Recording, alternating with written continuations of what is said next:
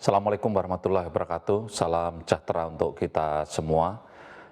Saya atas nama keluarga besar BKKBN dalam hal ini menyampaikan sejalan dengan arahan Bapak Presiden, Bapak Jokowi dalam menghadapi musibah atau wabah pandemi virus corona yang kita kenal dengan COVID-19 yang telah mendunia ini, maka kami BKKBN mengajak seluruh keluarga yang ada di Indonesia untuk menjalankan 8 fungsi keluarga dengan baik. Kita semua tahu bahwa keluarga adalah unit terkecil dari penduduk dan juga masyarakat yang merupakan suatu ikatan yang kuat secara batiniah dan juga secara spiritual, di mana di dalam suatu keluarga itu tentu punya ikatan dalam bentuk kebersamaan, keselarasan, dan juga mempunyai toleransi antar anggota keluarga dan juga antar keluarga di dalam masyarakat. Fungsi pertama dalam keluarga adalah fungsi agama. Tentu sudah seyogianya kita semua sebagai keluarga, sebagai makhluk yang beriman, agar dalam menghadapi adanya wabah corona, kita harus tenang, tidak panik, dan tentu kita semua meluruskan niat, menyempurnakan ikhtiar, dan selebihnya kita berdoa serta berserah diri kepada Tuhan Yang Maha Kuasa. Fungsi yang kedua ini tidak ada kalah pentingnya, yaitu adalah fungsi sosial dan budaya. Di mana kita tahu bahwa kita adalah sebagai makhluk sosial dan juga berbudaya. Oleh karena itu saya mengajak kepada para orang tua harus bisa mengajak kepada anggota keluarganya, anaknya untuk membudayakan hidup bersih dan juga sehat di lingkungan keluarga masing-masing. Tentu kemudian juga kita harus punya kepedulian baik terhadap diri sendiri, kepada sesama anggota keluarga, dan juga kepada semuanya untuk mencegah terjadinya penularan corona atau COVID-19 ini. Satu fungsi yang juga sangat penting yaitu fungsi yang ketiga, yaitu fungsi cinta kasih. Kita semua tahu keluarga punya fungsi yang sangat luhur, yaitu fungsi cinta kasih sesama keluarga antara bapak, ibu, anak, dan juga saudara yang ada dalam keluarga. Maka sebagai wadah bersemainya kehidupan yang penuh cinta kasih lahir batin ini, maka keluarga harus punya rasa empati, memperhatikan, dan juga menolong dengan ikut tanggung jawab. Terlebih jika ada keluarga yang dalam hal ini dicurigai atau bahkan sudah ada yang positif menderita infeksi virus corona. Fungsi keempat adalah bagaimana keluarga bisa menjadi suatu pelindung. Oleh karena itu, fungsi perlindungan adalah sangat penting. Di mana jika fungsi perlindungan ini berjalan dengan baik, maka keluarga sebagai tempat berlindung yang aman dan nyaman bagi anggotanya.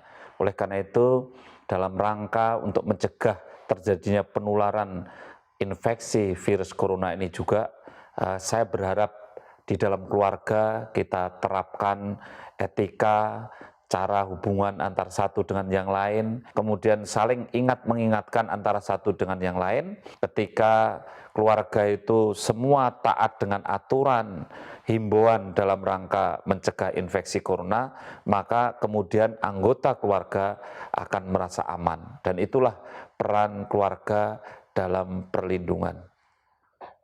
Dan fungsi kelima ini adalah sangat esensial, yaitu fungsi reproduksi.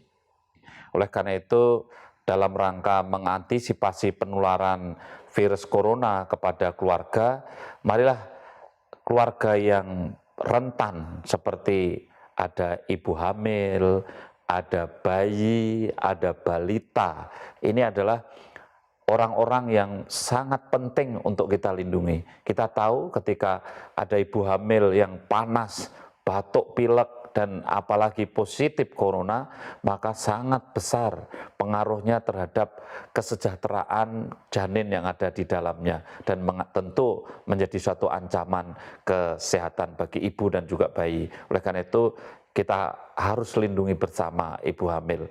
Begitu juga bayi, bisa dibayangkan ketika bayi itu kemudian demam, batuk pilek, dan kemudian dia rewel, maka ini efeknya akan menjadi banyak ketika bayi itu daya tahannya belum begitu bagus, dan juga balita tentunya. Sehingga marilah kita bersama-sama bisa meningkatkan daya tahan anggota keluarga kita, khususnya yang rentan tadi, dengan memberikan nutrisi yang cukup, gizi yang cukup, makanan yang cukup, kemudian juga memberikan perlindungan yang cukup. Dengan demikian maka fungsi keluarga dalam hal reproduksi untuk orang hamil, untuk bayi, anak-anak, dan untuk orang tua bisa berjalan dengan baik. Yang keenam adalah fungsi keluarga dalam hal pendidikan dan juga sosialisasi. Oleh karena itu, saya mengajak kepada para orang tua untuk bisa memberikan pelajaran yang terbaik untuk anggota keluarga dan untuk anak-anaknya. Ini satu hal yang penting, bagaimana mengecek anak kita, apakah dia kalau batuk, cara menutup mulutnya sudah bagus atau belum, benar atau belum. Kemudian kalau dia perlu pakai masker, apakah dia sudah pakai masker dengan baik atau belum. Kemudian juga bagaimana apakah dia kalau menggunakan fasilitas-fasilitas yang sifatnya umum dan tangan bersentuhan, apakah kemudian sudah tertib mencuci tangan dengan baik atau belum. Ini adalah bagaimana cara memberikan pelajaran kepada anggota keluarga. Ini adalah menjadi tanggung jawab fungsi pendidikan bagi keluarga. Saling mengingatkan bagaimana cara kita menjaga diri dan menjaga anggota keluarga agar tidak tertular oleh virus corona. Fungsi yang ketujuh yaitu adalah fungsi ekonomi. Maka marilah kita maknai bersama bahwa di dalam situasi seperti ini tentu justru kita bisa melakukan hidup hemat. Kami sarankan kepada semua keluarga untuk kemudian tidak boros bepergian yang tidak penting. Begitu juga ketika pendapatan kita tidak berlebihan, kemudian kita ada pengeluaran yang tidak berguna, contohnya seperti merokok. Ya, dimana kalau kita merokok juga tenggorokan itu jadi terasapi, kalau kita ada gejala batuk pilek tentu ini juga membuat peradangan di tenggorokan menjadi lebih berat. Ini adalah bentuk-bentuk bagaimana kita bisa efisien, hemat, dan kemudian kita bisa menahan diri dari hal-hal yang tidak dipentingkan secara ekonomi.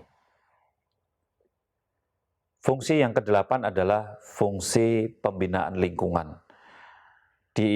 Kala kita ada wabah virus corona ini, tentu kita tidak mudah mengadakan kegiatan-kegiatan yang sifatnya berkumpul bersama-sama, bergotong royong.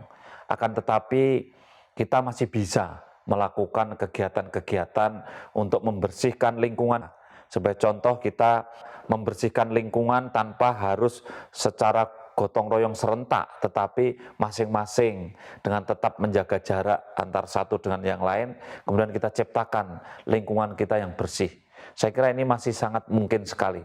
Ini contoh kepedulian kita kepada lingkungan. Nah, oleh karena itu, tanpa harus kita mengurangi kehati-hatian untuk saling menular, tentu gotong royong dalam arti menyelesaikan kepedulian terhadap lingkungan tetap bisa dikerjakan dalam rangka untuk mencegah terjadinya penularan virus corona.